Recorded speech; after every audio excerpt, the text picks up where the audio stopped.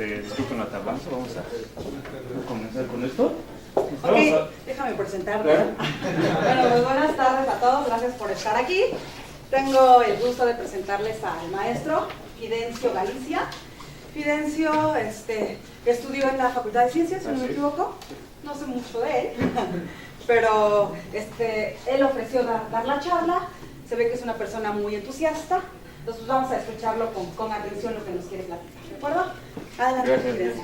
Pues antes que nada, disculpen la tardanza, vamos a hablar un poco de geometría, ¿no? Un poco de geometría, es más, básicamente es lo que yo me dedico. Yo hice mi tesis de licenciatura y sigo investigando ahí algunas cosas de eso, ¿no? Muy bien. Entonces,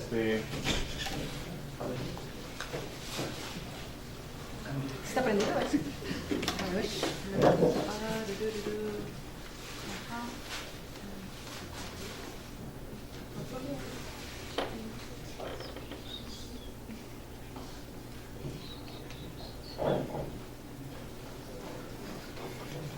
Ya tampoco quiere.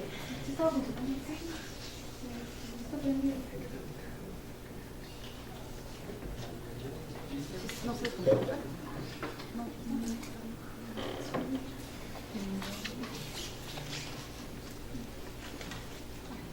Gracias. Pues rápidamente vamos a definir algunas construcciones y propiedades elementales de las cónicas, ¿no? La parábola, la elipse, la hipérbola, las que estudiamos en geometría analítica, pero de una manera, un punto de vista un poco distinto, ¿no? Más que nada, pura geometría euclidiana, sin coordenadas, la mayor parte, con eso definimos cónicas, ¿no? Pues tenemos una definición, ya sabemos la mayoría, que es el lugar de puntos, conjunto de puntos del plano, que equidistan de un punto fijo y de una recta fija, y el punto no está sobre la recta fija, ¿verdad? Al punto fijo le vamos a llamar foco, y a la recta fija directriz. ¿Cómo lo vamos a construir? Vamos a tomar una recta, la que sea, cualquiera, y un punto F dado que no esté sobre la recta. Pues rápidamente, ¿cómo se construye esta parábola? Elegimos un punto aquí, el que queramos, y trazamos el punto con lo que queremos que sea el foco, y subimos trazamos esta línea, trazamos la mediatriz de ese segmento, subimos una línea perpendicular y nos fijamos ahí, en ese punto donde se cortan ambas rectas, y la afirmación es que el punto está sobre la parábola. Es muy fácil demostrarlo, por construcción. Aquí se forma un triangulito de isósceles, y entonces pues estos laditos, este lado de aquí, es el mismo que acá, ¿no? Cumple la definición, distancia de un punto a una recta fija. Muy bien. Pues aquí justifico la construcción.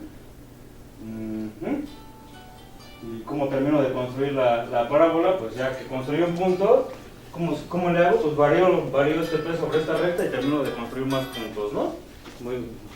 Muy padre esta construcción.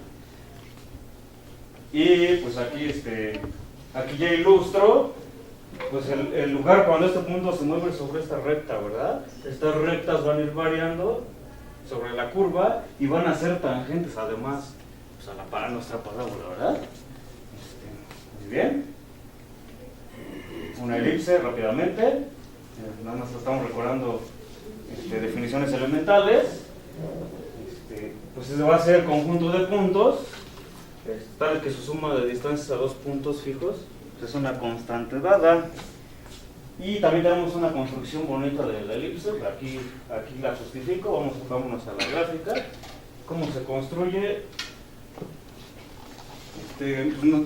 Elegimos dos puntos, como ya los focos, así los elegimos al azar, uno distinto del otro, y en elipse nos van a dar una constante dada, que por lo general se le llama 2A, una constante positiva 2A. ¿Y qué vamos a hacer con ese 2A? Pues vamos a agarrar cualquiera de los dos puntos y vamos a trazar una circunferencia con centro en cualquiera de esos dos puntos, y el radio de esa circunferencia va a ser la cantidad constante 2A. ¿Qué más vamos a hacer? Vamos a elegir un punto allá al azar sobre la circunferencia Q, que le llamo Q aquí, y vamos a trazar esta línea recta de F a Q, y vamos a trazar la mediatriz de este segmento de F' a Q', esta mediatriz que le llamo M, mediatriz por el punto medio, y entonces me fijo en este punto donde se cortan este diámetro y la mediatriz, ¿no? La mediatriz. Entonces cuando nosotros movemos este punto sobre el círculo, lo vamos moviendo, pues este puntito va a ir pintando nuestra elipse, pinta nuestra elipse, y aparte esa mediatriz que habíamos elegido, pues va a ser tangente, una recta tangente a la elipse, ¿no? Nuestra definición de tangente paracónicas es suficiente decir que pues es una recta que la toca en un único punto, ¿verdad? Hay que acordarnos que en cálculo esa definición no es suficiente, pero aquí en cónicas sí. Sencillo. Más adelante aquí mostramos ya, pues qué pasa ahora sí cuando movemos siempre este punto, ¿no? Aquí movido, pues esta recta, este segmento se va a ir moviendo mientras este punto se mueve, este segmento en color verde se mueve, y entonces esta recta que era la mediatriz también se va a ir moviendo, va a ir siendo tangente a nuestra curva elipse, ¿no? Muy bien, la construcción y la demostración están acá. Vámonos a la hipérbola. La hipérbola es muy parecido, nada más que ya no va a ser la suma de distancias a dos puntos fijos, sino va a ser la diferencia o la resta a dos puntos fijos.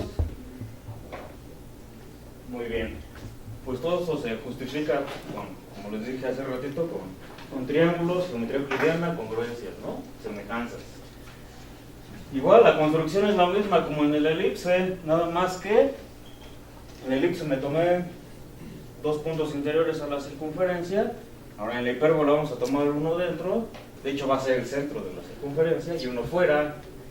Y la construcción es la misma, trazamos del punto, de uno de los dos puntos, cualquier segmento que corte a la circunferencia en el punto ahí que le llamo Q, y lo de hace rato, ¿no? La mediatriz de este segmento, y me fijo dónde esta mediatriz toca a este diámetro, y entonces ahora sí, cuando yo muevo este punto, pues este puntito me va a ir describiendo la hipérbola, ¿verdad? Cuando yo lo muevo sobre la circunferencia, y esa recta verde va a ser tangente a esa hipérbola, ¿verdad? Entonces ahí construimos, esa construcción es muy bonita porque hay más, hay muchas más, construcciones con regla y compás, se pueden obtener más puntos sobre las curvas, pero pues esta es en particular interesante porque nos da de una vez rectas tangentes a las curvas, ¿no? A las cónicas. Aquí ya lo ilustro más rápido. Aquí tengo el mismo segmento y la misma mediatriz, pero ya cuando muevo el punto, pues esta mediatriz se va a ir moviendo, siempre tangente a la curva, ¿verdad? A la hipérbola. Pues ya tenemos ahí esta, pues visualizamos, ¿no? Cómo se ve ya cuando ya se mueve todo, ¿no? Muy bien. Ya repasamos rápidamente la definición de cónicas, la que conocemos en los cursos de geometría, ¿verdad? Entonces, ahora vamos a hablar de triángulos. Vamos a hablar de los puntos de Fermat. Aquí tenemos algún teoremita. Vamos a ilustrarlo. Aquí está la demostración. Pero ¿qué dice esencialmente? Vamos a tomarnos un triángulo, el que sea. Cuando nos referimos al que sea, pues así he cogido al azar, ¿no? Así, sobre el plano. ¿Y quién van a ser quién va a ser el punto de Fermat? Aquí punto de Fermat, aquí le llamo. ¿Cómo se construye? Pues vamos a construir sobre los lados del triángulo triángulos equiláteros. Aquí hay tres. 1, 2 y 3. Tres triángulos equiláteros. Y después, ¿qué vamos a hacer? Bueno, se demuestra, aquí tengo la demostración, aquí están los detalles. Que si los vértices del triángulo con los vértices del triángulo equilátero opuesto correspondiente, pues estas tres líneas van a ser concurrentes, y este punto de concurrencia se le conoce como el primer punto de Fermat. Hay otro punto de Fermat, este se conoce como el primer punto de Fermat, se le llama F, y tiene algunas otras características de este punto, que ya no menciono aquí en esta charla porque no es el objetivo. El objetivo es hablar de secciones cónicas, pero rápidamente lo menciono. ¿Qué características tiene este punto? Que este punto va a ser dentro de este triángulo el que haga la suma del punto a los vértices, las distancias, es un mínimo. Ese punto minimiza esa suma. Cualquier otro punto que toquemos ahí pues va a ser mayor que la suma de distancias del punto a los vértices. Hay otro, decimos aquí, existe un segundo punto de Fermat que le llamamos F', y se construye de manera análoga. Aquí ya tengo la construcción. ¿Cómo se hace la construcción? Pues igual tengo el mismo triangulito, pero ahora los triángulos equiláteros, hace rato los construí exteriormente, ahora los construimos por dentro, interiormente, por dentro, y igual hacemos lo mismo, unimos vértices del triángulo con vértices del triángulo correspondiente, el triángulo equilátero correspondiente. Aquí lo tengo, aquí hay uno, prolongo las líneas tanto como sea necesario, aquí hay otro, y ¿dónde está el otro? Aquí hay otro. Y se demuestra que esas tres líneas pues también son concurrentes, y ese punto se va a llamar segundo punto de Fermat. Muy bien, vamos a estudiar, a mencionar rápidamente algunos otros puntos isodinámicos. Pues aquí está el teorema, y aquí están los detalles de la demostración, no vamos a ahondar mucho en esto, pero pues les explico cómo se construye. Igual, tomamos un triangulito ABC, el que sea, ABC, y trazo las bisectrices, acuérdense que es la recta que parte en dos ángulos iguales al ángulo, ¿no? Al ángulo que estamos trazando la bisectriz. Aquí estas líneas en color verde pues son las bisectrices interiores, y también trazamos las bisectrices exteriores. Sí, las bisectrices exteriores, o sea, hay que partir el ángulo en dos, pero por fuera. Es fácil demostrar, bastante fácil de hecho, que la bisectriz interna y la externa son perpendiculares, son rectas perpendiculares, ahí se forma un ángulo a 90 grados. ¿Y qué más vamos a hacer? Pues entonces vamos a trazar circunferencias, nos vamos a fijar dónde toca la bisectriz interior a este triángulo y dónde la toca el exterior. Nos fijamos en el punto medio de ese segmento y trazamos una circunferencia que tenga como diámetro esos dos puntos, donde la bisectriz interna y externa tocan al lado del triángulo, ¿verdad? Cuando decimos lado del triángulo, pues se sobreentiende que se prolonga tanto como sea necesario. Entonces, como se ve que estas bisectrices son perpendiculares, pues la circunferencia que tenga diámetro ese segmento va a pasar también por acá. Hacemos análogamente lo mismo con los otros tres lados, los otros dos lados que restan y las dos bisectrices interna y externa que restan. Y entonces es fácil demostrar, bueno, no tan fácil, así ya no es tan sencillo, aquí está la demostración, así ocupamos mucha semejanza de triángulos, congruencia, geometría euclidiana, ¿no? Lo padre de esto es que no nos metemos con herramienta muy pesada, sino es más bien elemental, ¿no? Es padre. Lo que se demuestra es que estos tres circunferencias se tocan las tres en dos puntos. En los cursos de geometría que impartimos ahí en la facultad, incluso aquí en geometría 2, algo que se llama, pues trabajamos con cursos que por lo general se les llama geometría moderna, y se estudian haces de circunferencias, haces coaxiales. ¿Qué quiere decir coaxiales? Que tienen un mismo eje, que se llama eje radical, que es la línea que pasa por estos dos puntos, y es perpendicular.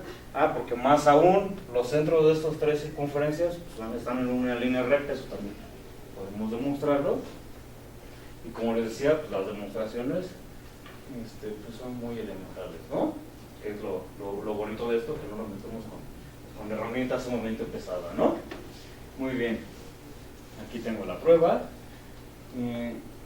Otro par de puntos que vamos a estudiar. Hasta aquí hemos mencionado puntos de Fermat, que son F y F', 2, y aquí tenemos estos puntos que ya no les dije cómo se llaman, se llaman isodinámicos. No sé qué quiere decir la palabrita, pero J y J', los dos puntos donde se tocan esas circunferencias.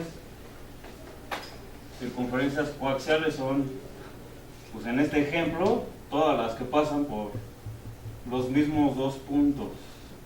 Pues ahí demuestro que esas tres pasan por los mismos dos puntos, que se llaman isodinámicos, el que cae dentro, isodinámico 1, y que cae fuera, isodinámico 2. Hay otros puntos que se le atribuyen al emperador Napoleón, no sé si sea cierto, pero se sabe que sí era, pues, que le gustaba mucho estudiar la geometría, ¿no? ¿Cómo se construyen? Aquí tengo el teorema, nos vamos a la construcción, aquí está la demostración. Igual la demostración no requiere mucha herramienta pesada, leyes de senos y geometría elemental, ¿no? ¿Y qué son? Pues como en los puntos de Fermat, fíjense, vamos a construir triángulos equiláteros. Aquí tengo un triángulo ABC, tomamos el que sea, triángulo ABC, y construimos triángulos equiláteros exteriormente, como hace rato en los puntos de Fermat, exteriormente, pero ya no vamos a unir los vértices opuestos bueno, aquí sí lo uno, aquí están puntos de Fermat, aquí aparece otra vez el punto de Fermat, pero no nos interesa mucho ese en estos puntos, sino ¿qué vamos a hacer? Sabemos que por 3 puntos pasa una única circunferencia, y entonces nos fijamos en los centros de estos triángulos equiláteros, y entonces ahora sí unimos los vértices opuestos con los centros de los triángulos, ¿no? Podemos probar, ahí está la demostración, que esas 3 rectas también son concurrentes, y ese punto de concurrencia se le conoce como el primer punto de Napoleón. Hay una manera, bueno, otra cosa que no mencioné, esto ya lo puse así como hobby, ya no se va a ocupar. Se demuestra que estos 3 puntos forman un triangulito equilátero. Ya vieron qué bonito, ¿no? Es eso, ¿no? Un triángulo equilátero. Y existe un segundo punto de Napoleón, también, como hace rato, en lugar de construir triángulos por fuera, pues ahora los construimos por dentro, nos fijamos en sus centros, esos centros también forman un triangulito de ahí equilátero, y lo mejor de todo es que cuando unimos vértices de triángulo con los vértices de ese triangulito equilátero, también concurren esas líneas rectas, que se les llama segundo punto de Napoleón. Entonces ya tenemos 6 puntos, 2 de Fermat, 2 isodinámicos y 2 de Napoleón. Bueno, entonces ahora sí, la parte ya pesadita de esto. Coordenadas baricéntricas y trilineales. Nosotros en los cursos de cálculo, geometría, pues nada más conocemos el sistema cartesiano de coordenadas, e incluso a veces el polar, ¿verdad? Pero sin embargo hay otros sistemas de coordenadas, hay muchos. Hay unos que facilitan las cuentas, otros que no tanto. Unos a veces es más adecuado usar baricéntricas o trilineales que el cartesiano que conocemos. Bueno, ¿cómo se definen estas coordenadas? Aquí tengo sencilla la definición. Si lo vemos en la figura, pues más la entendemos, ¿no? ¿De qué se va a tratar? Vamos a tomar un punto P ahí dentro, como quieran, dentro, fuera del triángulo, ¿no? Como sea, incluso en los lados. El caso general es cuando tenemos ahí adentro. ¿Y cómo se define la coordenada trilineal? En un plano, por lo general estamos acostumbrados a trabajar que un punto tiene 2 coordenadas. Aquí vamos a tener 3 coordenadas. Las coordenadas baricéntricas, ¿cómo se van a definir? Aquí estos paréntesis van a denotar el área de un triángulo. Para no escribir área de no sé quién, así vamos a denotar el área, ¿no? ¿Cómo se define la primera coordenada? X1, X2, X3 son 3 coordenadas, ahora vamos a tener 3 coordenadas. La primera se define como, son cocientes de áreas. ¿Quién va a ser? El área de este triángulo, en este caso la primera, el triángulo de color rosa, entre el área de todo el triángulo completo. Aquí lo escribo, ¿no? El área del primero entre todo el triángulo completo. El área del segundo triángulo, la segunda coordenada, entre todo el triángulo completo. El área del tercer triángulo, que es el verde, ese verde entre, o amarillo, no sé qué es, entre todo el triángulo completo, ¿verdad? Esas van a ser las coordenadas baricéntricas. Las trilineales, ¿cómo se van a definir? Tengo un punto en el triángulo se va a llamar triángulo de referencia. Cuando nosotros trabajamos en coordenadas cartesianas, pues nuestro sistema de referencia son los ejes perpendiculares. Ahora este se va a llamar triángulo de referencia y tiene también tres coordenadas. ¿Cómo vamos a definir estas tres coordenadas? Alfa, beta y gamma, pues van a ser las distancias de punto a los lados, ¿no? Entonces, alfa, beta y gamma, ¿no? Las escribimos en un paréntesis como si fueran pues, coordenadas, ¿no? Sabemos trabajar coordenadas. Y entonces van a ser las trilineales. Entonces, baricéntricas, cocientes de áreas, trilineales, pues simplemente distancias del punto a los lados. Las perpendiculares, medimos esas distancias y esas van a ser las tres coordenadas. Entonces aquí ilustro ahí más o menos los signos de las coordenadas.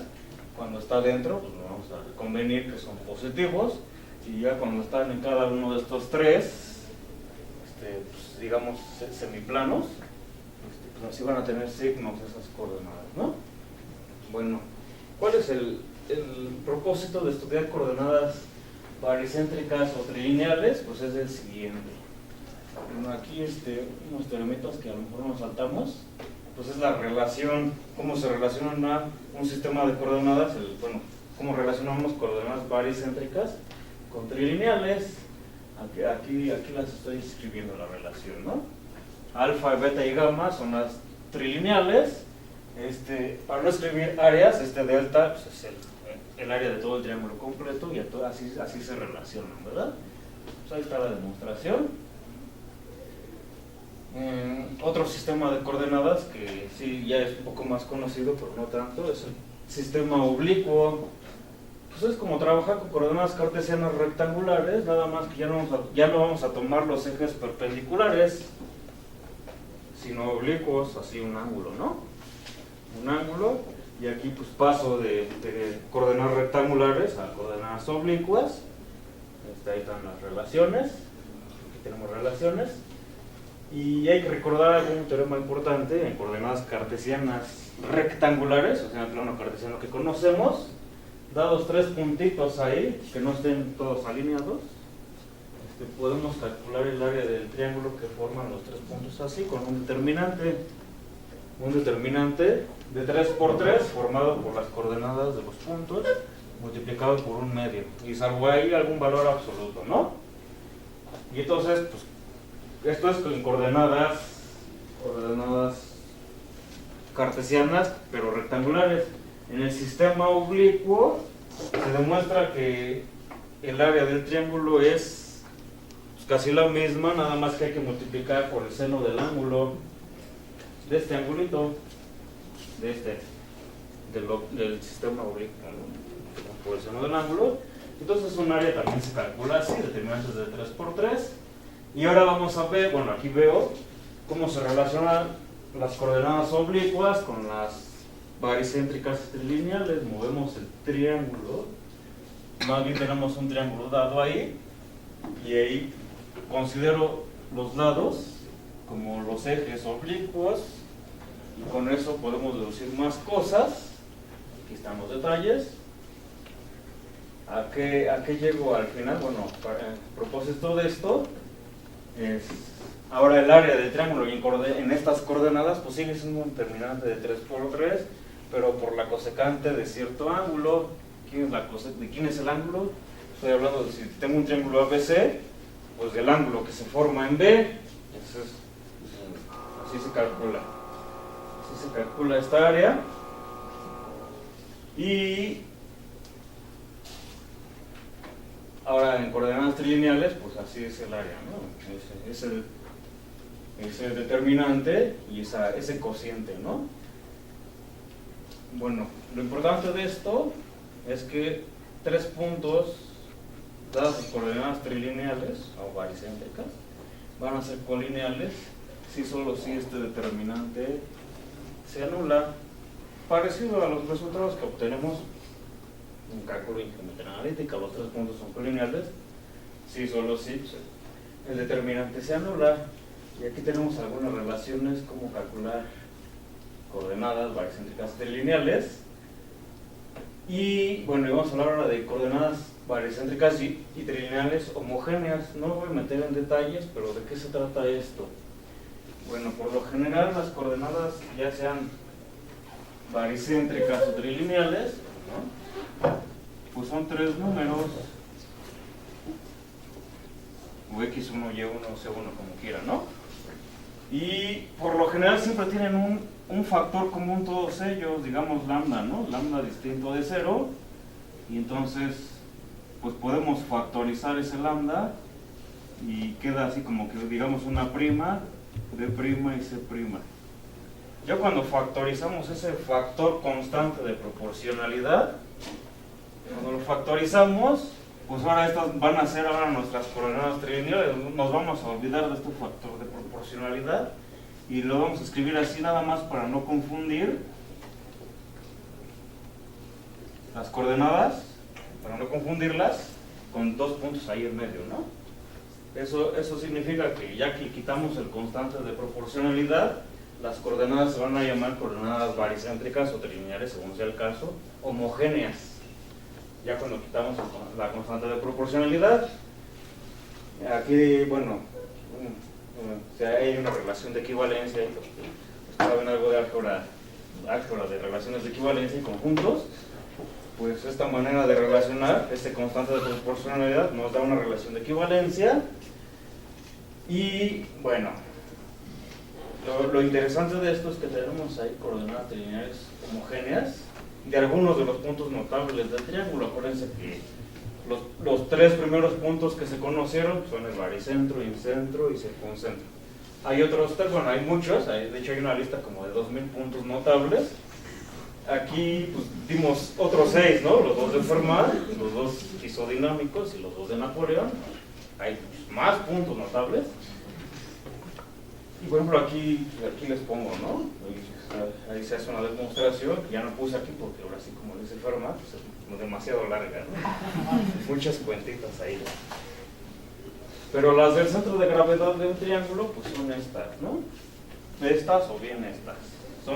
Son equivalentes a una constante de proporcionalidad, de ahí la relación de equivalencia. Las del primer punto de Fermat son estas, ahí nos jugamos con las relaciones trigonométricas y los ángulos del triángulo, y nos sale que son esas cosecantes, ¿no?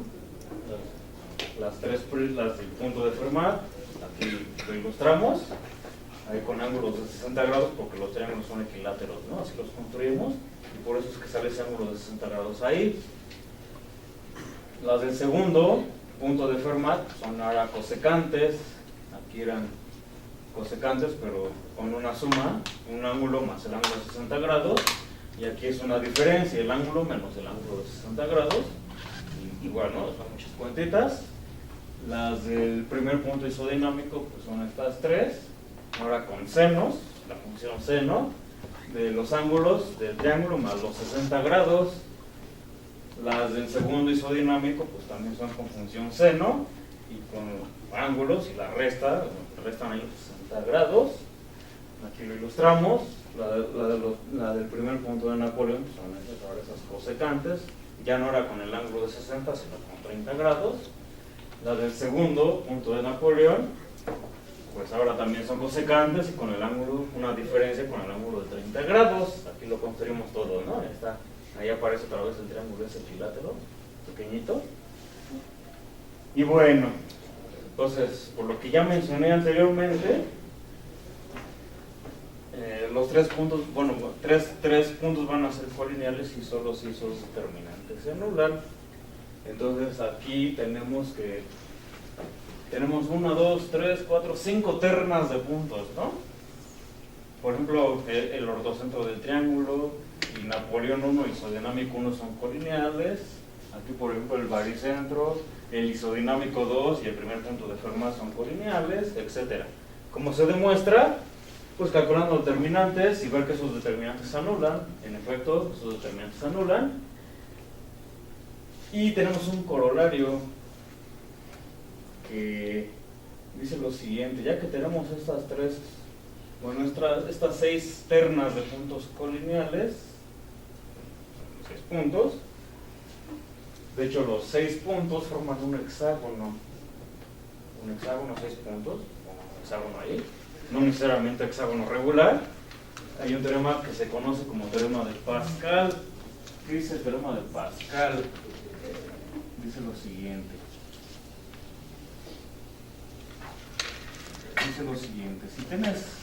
Si tienes, no sé, cualquier sección cónica ahí, elipse, parábola, hipérbola, la que sea, ¿sí? Cualquiera, y tomamos 3 puntos sobre ella, esos 6 puntos forman un hexágono, y el teorema de Pascal dice lo siguiente: las intersecciones de lados opuestos del hexágono son colineales. O sea que me fijo en estas tres intersecciones, y el teorema de Pascal me afirma que estos 3 puntos están alineados. Se llama recta de Pascal esa línea recta. Y entonces, en lugar de estos 6 puntos, me fijo en los 6 puntos, en los 2 de Fermat, los 2 isodinámicos y los 2 de Napoleón. Pues lo que acabo de mostrar ahí con colinealidades de puntos, pues es que esos puntos forman un hexágono, y como sus intersecciones son colineales. ¿Por qué son colineales? Porque también Euler demostró un teorema que se conoce como el teorema de la recta de Euler. ¿Y qué dice el teorema de la recta de Euler? Que el ortocentro, el centro de gravedad y el circuncentro son puntos colineales. Entonces ahí ese hexágono formado por los 6 puntos que ya vimos, sus intersecciones de sus lados opuestos se tocan en esos 3 puntos y son colineales.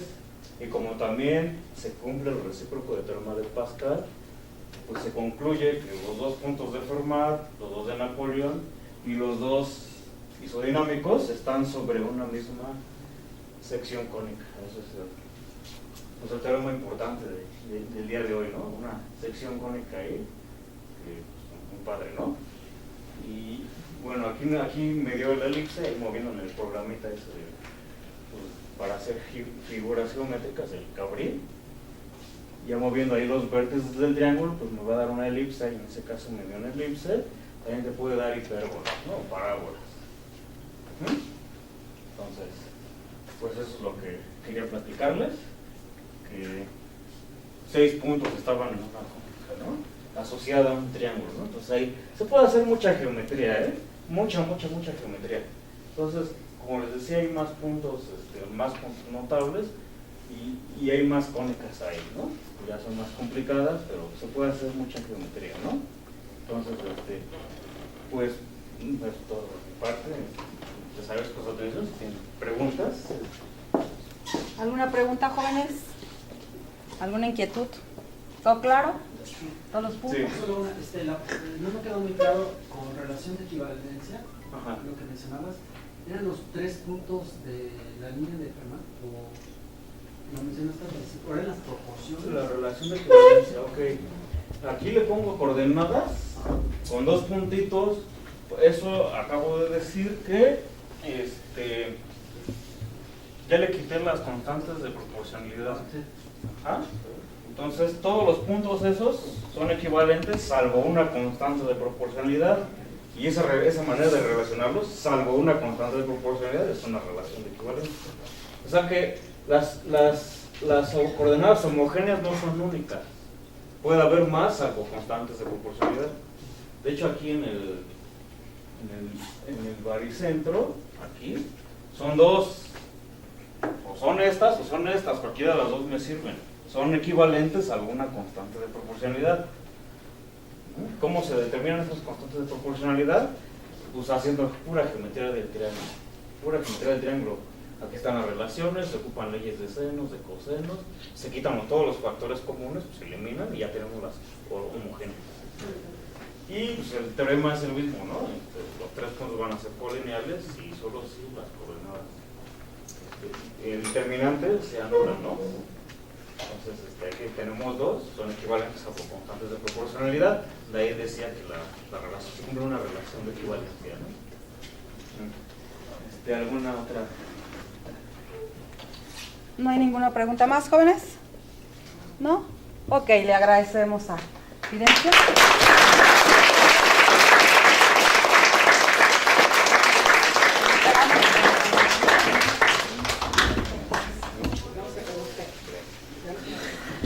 Ok, nos vemos la próxima semana, jóvenes. Gracias.